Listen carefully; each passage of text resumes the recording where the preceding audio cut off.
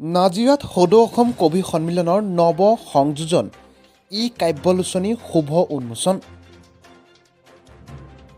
বৰ অসমৰ স্ৰষ্টা স্বৰ্গদেউ চাওলুং চুকাফাৰ ৰোমন্থৰ পালন কৰা অসম দিৱসৰ পবিত্ৰ দিনটো সদৌ অসম কবি সন্মিলনৰ নৱতম সংযোজন ত্ৰিমাসিক ই কাব্যলোচনী মেঘদূতৰ প্ৰথম বৰ্ষৰ দ্বিতীয় সংখ্যাটি শুভ উন্মোচন কৰাৰ উদ্দেশ্যৰে আজি বিশিষ্ট সাহিত্য সংগঠক তথা অৱসৰী প্ৰধান শিক্ষক যোগ গগৈৰ মাধুৰীৰ কপৌৱাৰ বাসগৃহৰ চোতালত এক গাম্ভীৰ্যপূৰ্ণ অনুষ্ঠান অনুষ্ঠিত হয়।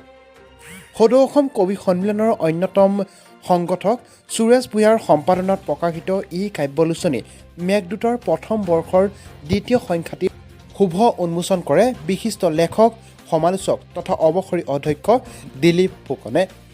মাধুৰী বাসৰ ক্ষেত্ৰে অসমৰ বিশিষ্ট কবি সাহিত্যিক কমল কাছাৰীৰ পবিত্ৰ সোঁৱৰণত প্ৰকাশিত এই ত্ৰিমাসিক ই কাব্যলোচনীখনৰ উন্মোচনী অনুষ্ঠানত স্বৰ্গদেউ চাওলুং চুকাফা আৰু কমল কছাৰীৰ প্ৰতিচ্ছবিত পুষ্পাঞ্জলি অৰ্পণ আৰু বন্তি প্ৰজ্বলনেৰে শুভাৰম্ভ কৰি দুয়োজনকে শ্ৰদ্ধাঞ্জলি জ্ঞাপন কৰা হয়।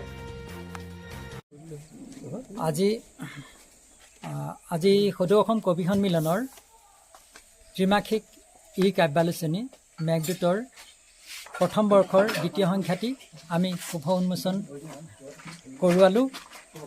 আজি মাদুৰীৰ কপৌৱা গাঁৱৰ যোগ গগৈদেৱৰ বাসগৃহত উন্মোচন কৰিলে বিশিষ্ট নিবন্ধকাৰ এগৰাকী অৱসৰী অধ্যক্ষ দিলীপ ফুকন ডাঙৰীয়াই।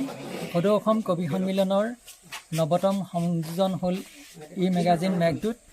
এই মেঘদূতত আমি কেইবাটাও শিতান সন্নিৱিষ্ট কৰিছোঁ আৰু এই মেঘদূতখনিয়ে অকল অসমতে নহয় পৃথিৱীৰ প্ৰান্তে প্ৰান্তে যাতে অসমীয়া কবিতাই প্ৰকাশ লাভ কৰে, অসমীয়া কবিতাৰ চৰ্চা কৰিবলৈ মানুহে সুবিধা পায়, পঢ়িবলৈ সুবিধা পায়, তাৰ মানসেৰে এই মেঘদূত কাব্য যিটো আলোচনীখন প্ৰকাশ কৰি থকা হৈছে।